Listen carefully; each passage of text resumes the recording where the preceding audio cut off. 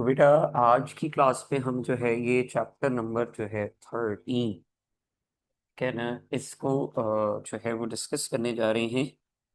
हमारे यहाँ फिजिक्स में चैप्टर नंबर 13 जो है वेव फिजिकल ऑप्टिक्स, हमारे चैप्टर का नाम है फिजिकल ऑप्टिक्स। ठीक है ना बेटा? फिजिकल ऑप्टिक्स को जो है समझने के लिए हमने जो है सबसे पहले कुछ इम्पोर्टेंट बातें जो है बेटा यहाँ पर डिस्कस करनी है आज की क्लास में। हाँ जी बेटा। सो फिजिकल ऑप्टिक्स जो है चैप्टर नंबर 13 हो गया। राइट। राइट। तो बेटा चैप्टर नंबर 13 जो है physical optics, the branch of physics. Physical optics क्या है? फिजिक्स की एक ऐसी ब्रांच है जिसमें हम स्टडी करते हैं about the nature of light. ठीक है ना? लाइट की नेचर को हम जो है फिजिक्स की जिस ब्रांच में स्टडी करते हैं उस ब्रांच को हम क्या कहते हैं? Physical optics. ठीक है ना? अब बेटा मुख्तसरन अगर हम लाइट की नेचर की बात करें तो लाइट जो है बेसिकली वेव नेचर भी रखती है अपने पास। ठीक है ना? और लाइट जो है वो बेसिकली अपने पास पार्टिकल नेचर भी रखती है, यानी कि छोटे छोटे ज़र्रात पर लाइट जो है छोटे छोटे ज़र्रात पर भी क्या करती है? कंसिस्ट करती है। तो अगर लाइट वेव इन नेचर है तो बहुत सारे साइंटिस्ट के अकॉर्डिंगली लाइट जो है वो क्या है? वेव है। तो बेटा अगर लाइट क्या है? वेव है। तो क्वेश्चन उठ जाते हैं बड़े यहाँ पर बहुत सारे कि लाइट जो है वो बेसिकली कौन सी वेव है?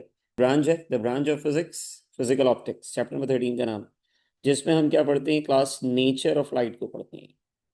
Nature of light. ठीक है जी। तो फिजिक्स की वो ब्रांच जिसमें हम लाइट की नेचर को स्टडी करेंगे वो फिजिकल ऑप्टिक्स है। नंबर वन, बेटा लाइट की जो नेचर है ना वो बेसिकली डुअल नेचर है। लाइट जो है एक तरह की डुअलिटी रखती है। डुअल नेचर का मतलब है कि लाइट जो है अपने पास जो है वो दो तरह की नेचर रखती है।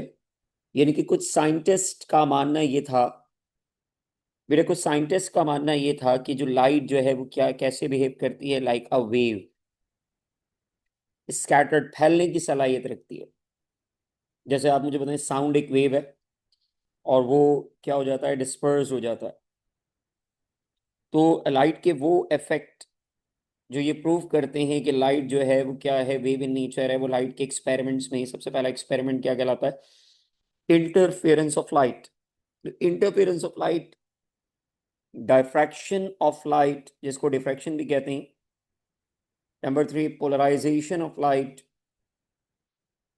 Reflection of light and refraction of light. ये लाइट के वो फिनोमेना हैं जो कि ये प्रूव करेंगे, ये वो फिनोमेना है लाइट के जो कि क्या प्रूव करेंगे कि लाइट जो है वो कौन सी नेचर है?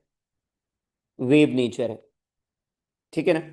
और कुछ एक्सपेरिमेंट से ये साबित होता है class, photo electric effect, black body radiation, X rays production, Compton effect, pair production, annihilation of matter. तो क्लास ये पेपर में एमसीक्यू के हवाले से भी पूछ लिया जाता है कि बताइएगा कि फोटो इलेक्ट्रिक इफेक्ट लाइट की कौन सी नेचर को एक्सप्लेन करता है? तो इसका जवाब है पार्टिकल नेचर। पार्टिकल का मतलब क्या है? लाइट जो है बेटा एक बहुत ही छोटे छोटे बारीक जर्रात पर जो है वो क्या कर रही है? मुनसर कर रही है। ठीक है ना? और जो ये स्ट्रेट लाइन के अंदर क्या हो सकती है? स्कैटर्ड कर सकती है। तो इन शॉर्ट, पार्टिकल हमेशा याद रखिएगा, पार्टिकल हमेशा याद रखिएगा कि स्ट्रेट लाइन में किसी खास एंगल से जो है वो ट्रैवल करने की क्या रखता है? एबिलिटी रखता है। जैसे अगर मिसाल के तौर पे अगर मेरे हाथ में एक पत्थर है, अगर मैं उस पत्थर को जो है वो थ्रो करूं तो बताएं वो एक पर्टिकुलर डायरेक्शन में क्या करेगा? मूव करेगा। ना कि वो एक मेरे हाथ से पत्थर छूटेगा तो छूटने के बाद ऐसा थोड़ी होगा कि बताएं उसके वेव फ्रंट्स बनना शुरू हो जाएंगे, वैसे फैलना शुरू हो जाएगा। नो। अगर पार्टिकल होगा तो बताइए वो कैसे फ्लो करेगा? एक पर्टिकुलर एंगल से स्ट्रेट डायरेक्शन में क्या करना शुरू कर देगा? मूव करना शुरू कर देगा। तो कुछ साइंटिस्ट के अकॉर्डिंगली लाइट जो है क्या है? वेव नेचर रखती है। और हमारे फर्स्ट ईयर का जो डोमेन है चैप्टर नंबर 13, उसमें हम ये interference of light, diffraction of light, polarisation of light, मतलब हम इस चैप्टर में क्या स्टडी करेंगे कि लाइट जो है वो बिहेव करती है as a wave. Particle in nature आप सेकेंड ईयर के अंदर जाके पढ़ते हैं। ये सारे experiment, photo electric effect, black body radiation से लेके एनिहिलेशन ऑफ मैटर तक, ये सारे के सारे बेटा सेकेंड ईयर के हमारे टॉपिक्स हैं। Is it clear?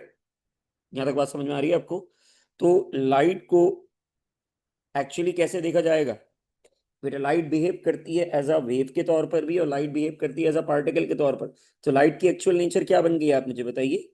कुछ साइंटिस्ट के अकॉर्डिंगली उनके एक्सपेरिमेंट ये प्रूव कर रहे हैं कि लाइट वेव है, और कुछ साइंटिस्ट के एक्सपेरिमेंट्स ये प्रूव करेंगे कि लाइट वेव है। जैसे अभी मैं इंटरफेरेंस का फेनोमेना आपको पढ़ाऊंगा, यंग नामी एक साइंटिस्ट है, यंग डबल स्लिट एक्सपेरिमेंट, वो अपने एक्सपेरिमेंट से ये प्रूव करेगा कि लाइट वेव है।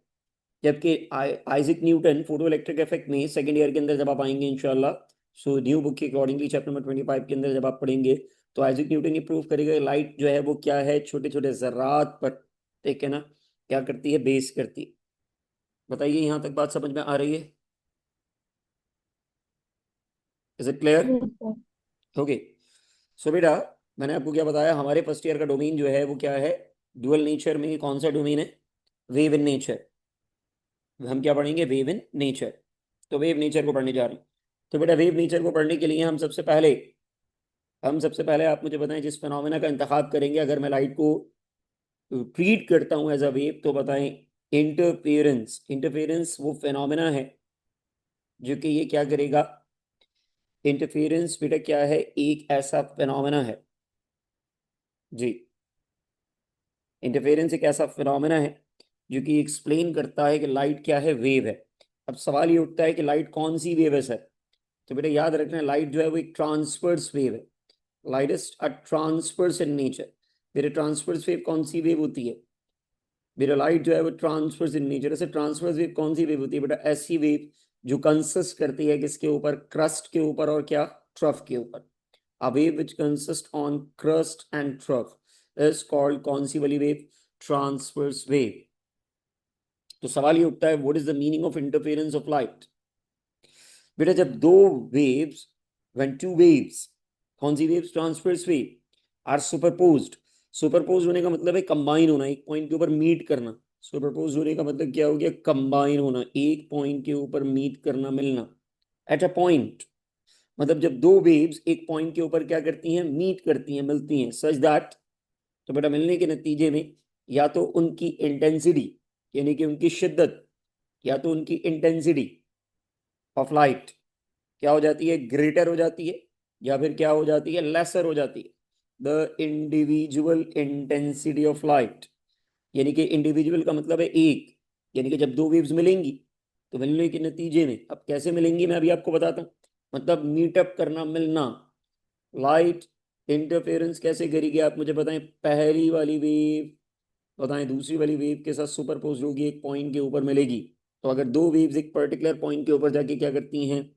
सुपरपोज हो जाती हैं, कंबाइन हो जाती हैं, सच दैट, तो मिलने के नतीजे में या तो इंटेंसिटी ऑफ लाइट क्या हो जाती है? ग्रेटर हो जाती है, या फिर लेसर हो जाती है इंडिविजुअल इंटेंसिटी ऑफ लाइट। ये फिनोमेना बेसिकली क्या कहलाता है? Interference of light. अगर कोई आपसे पूछे कि इंटरफेरेंस ऑफ लाइट लाइट के कौन से फिनोमेना को एक्सप्लेन कर रहा है, तो आप क्या कहेंगे कि ये वेव नेचर को क्या कर रहा है? एक्सप्लेन कर रहा है। इंटरफेरेंस का फिनोमेना लाइट की वेव नेचर को क्या करेगा? एक्सप्लेन करेगा। Now move to the another points. Types of interference. Interference की बेटा दो टाइप्स हैं। नंबर वन, हम बात करते हैं किस चीज की? कंस्ट्रक्टिव इंटरफेरेंस की। एंड नंबर टू आपके पास क्या है क्लास? Destructive interference.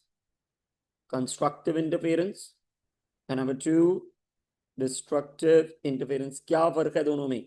तो ये सबसे पहले हेडिंग मार्क करते हैं,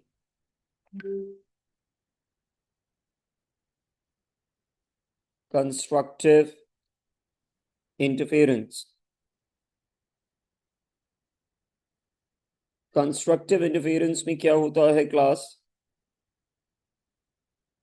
कंस्ट्रक्टिव इंटरफेरेंस के अंदर क्या होता है क्लास? जब दो लाइट वेव्स आपस में क्या करेंगी? सुपरपोज करेंगी। जब दो लाइट वेव्स आपस में क्या करेंगी?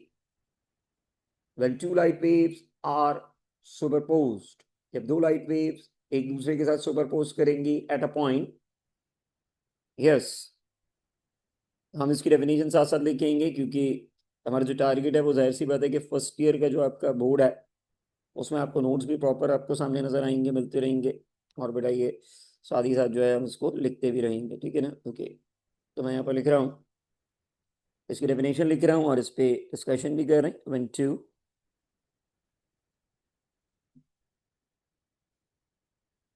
when two waves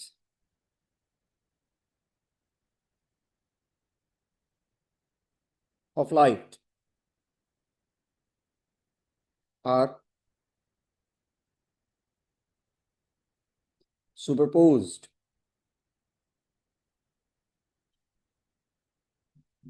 when two waves of light are superposed,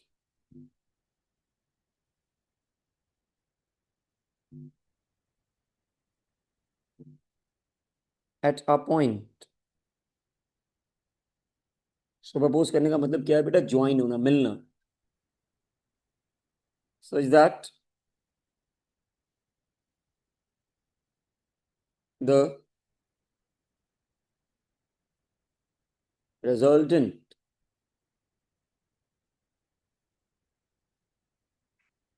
the resultant intensity of light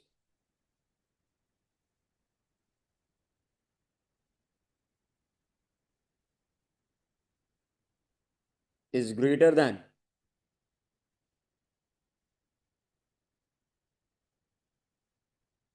the resultant intensity of light is greater than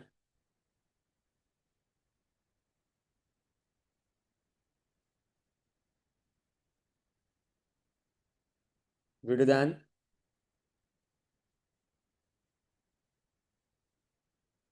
the individual intensity of light.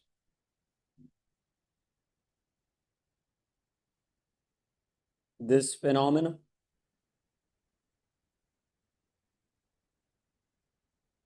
is known as, क्या कहलाता है class? Constructive interference. अब इस बात से क्या मुराद है constructive interference से, समझते हैं। फिर कंस्ट्रक्टिव इंटरफेरेंस से मुराद ये है कि जब दो लाइट वेव्स, ठीक है ना, जब दो वेव्स आपस में एक पॉइंट पर क्या होंगी, when two waves of light are superposed, ठीक है ना, एट अ पॉइंट, मतलब कंबाइन होंगी इस तरह से कि जो उनकी रिजल्टेंट है, मतलब कंबाइंड इंटेंसिटी ऑफ लाइट है, वो क्या होना शुरू हो जाए, is greater than the individual intensity of light. ये फिनोमेना क्या कहलाता है? Interference of light. अब इस बात को थोड़ा सा डायग्रामेटिकली समझते हैं ताकि बात को समझने में आसानी रहे।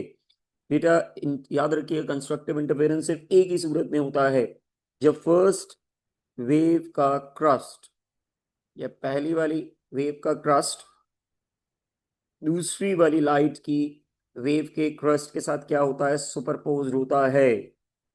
Very important point, it is a very important point. मैंने क्या कहा कि कंस्ट्रक्टिव इंटरफेरेंस कब होगा? जब फर्स्ट वेव का क्रस्ट सेकेंड वाली लाइट की वेव के साथ क्या होगा, सुपरपोज होगा, मीट करेगा एक पॉइंट, एक ही पॉइंट के ऊपर। तो बेटा इसके नतीजे में जो लाइट की जो इंटेंसिटी है, इंटेंसिटी ऑफ लाइट यानी कि उसकी जो ब्राइटनेस है, शिद्दत है, वो क्या होना शुरू हो जाती है, बढ़ना शुरू हो जाती है। और ये सिर्फ कब होगा? जब सेम फेसेस मिलेंगे, मतलब क्रस्ट क्रस्ट से मिलेगा या ट्रफ ट्रफ से मिलेगा। तो इस फिनोमेना को बेसिकली हम क्या कहते हैं? Constructive interference. Is it clear? तो कंस्ट्रक्टिव इंटरफेरेंस में क्या होगा? जब दो सेम वेव्स एक ही पॉइंट पे सुपरपोज होंगी, सेम वेव्स में, यानी कि या तो दो क्रस्ट या फिर दो ट्रफ। यहां तक बताइए, बात समझ में आ रही है? Yes, sir. Now the second point is that destructive interference. अब देखिए अल्फाज से ही जाहिर है इस चीज का कंस्ट्रक्ट होना, मतलब किसी चीज का इनहेंस होना, बढ़ना। अब जो चीज इनहेंस होगी, बढ़ेगी, मतलब वो कंस्ट्रक्ट हो रही है। और एक चीज डिस्ट्रैक्ट हो रही है, डिस्ट्रॉय हो रही है। माइंड सेट करने के लिए आसान से अल्फाज ऐसे बोल रहा हूं मैं। तो बताइए destructive interference And the second heading is that destructive interference.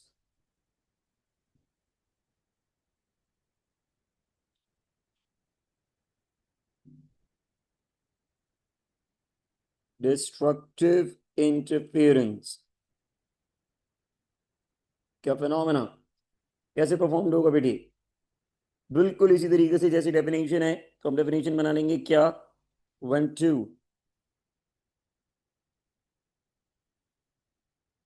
waves of light are superposed at a point such that the resultant intensity of light is lesser than the individual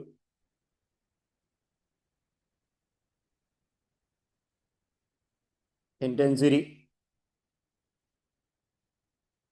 lesser than lesser than the individual intensity of light.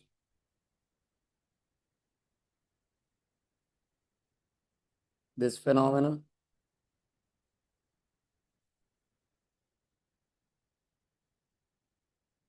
is known as destructive interference. यानी कि destructive interference भी कब होगा? जब दो light waves इस तरह से सुपरपोज करेंगी कि पहली वाली वेव का क्रस्ट, फर्स्ट वेव का क्रस्ट दूसरी वाली वेव के ट्रफ के साथ एक पर्टिकुलर पॉइंट पर क्या होगा, दूसरी वाली वेव के ट्रफ के साथ क्या करेगा बेटा, सुपरपोज करेगा। यानी कि फर्स्ट वेव का क्रस्ट और सेकेंड वेव का ट्रफ जब ये दो एक दूसरे के साथ सुपरपोज करेंगे मिलेंगे तो जो नेट इंटेंसिटी ऑफ लाइट होगी वो इंक्रीज होने के बजाय क्या हो जाएगी, डिक्रीज हो जाएगी। एक चीज इंडिविजुअल इंटेंसिटी ऑफ लाइट जो होगी वो क्या होगी, मतलब डिक्रीज होना शुरू हो जाए। तो when two waves of superpose each other और नेट इंटेंसिटी ऑफ लाइट बढ़ने के बजाय क्या होना शुरू हो जाए, कम होना शुरू हो जाए, इस फिनोमेना को हम कहते हैं डिस्ट्रक्टिव इंटरफेरेंस। तो ये जाके यहाँ पर जाके बेटा ये टाइप्स ऑफ इंटरफेरेंस मुकम्मल हुआ। मुझे पता है यहाँ तक बात समझ में आ गई, आपको क्लियर है?